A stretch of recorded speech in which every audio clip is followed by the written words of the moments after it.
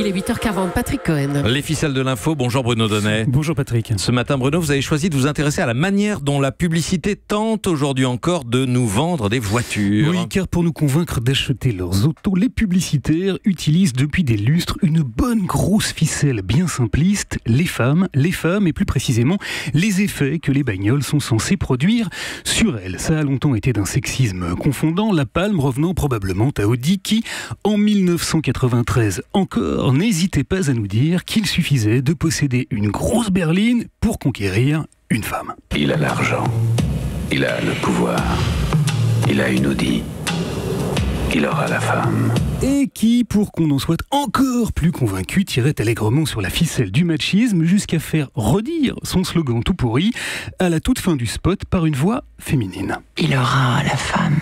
Voilà, alors vous allez me dire que 1993 c'était au siècle dernier et que depuis la publicité a tout de même bien évolué, ce à quoi je vous répondrai que ça c'est pas si sûr. Vous prétendez qu'aujourd'hui la pub continue encore d'utiliser cette vieille ficelle, comment fait-elle alors que le sexisme est désormais traqué, dénoncé partout où il est aperçu? Eh bien elle prend la ficelle par l'autre bout Patrick, elle se planque. Comment?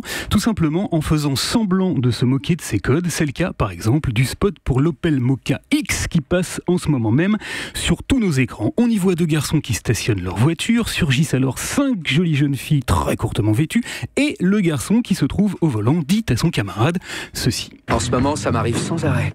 Voilà, et aussitôt qu'il arrive au volant de sa bagnole, les filles se ruent sur lui. Et comment qu'elle l'appelle? Hey Casanova. Elle l'appelle Casanova, dis donc, parce que c'est le code d'accès de la Wi-Fi de son Opel super connecté. Ça a l'air comique, drôlement moderne, seulement voilà, ça ne l'est pas. Pourquoi? Eh bien parce que sous couvert de moquerie, ce spot qui prétend jouer avec les codes des publicités sexistes se vautre allègrement dedans en continuant de nous montrer avec insistance les longues et jolies jambes de ces jeunes femmes vêtues de mini-shorts ou de mini-jupes et en citant Casanova, une manière de continuer à associer dans un triptyque scabreux, voiture, séduction et femme. Alors, grâce à Opel, on sait maintenant que le vrai problème de cette ficelle, c'est qu'on la prenne par un bout ou par un autre, quand elle demeure ouvertement sexiste, eh bien, elle continue de nous mettre les nerfs en plot. Bruno Donnet, merci.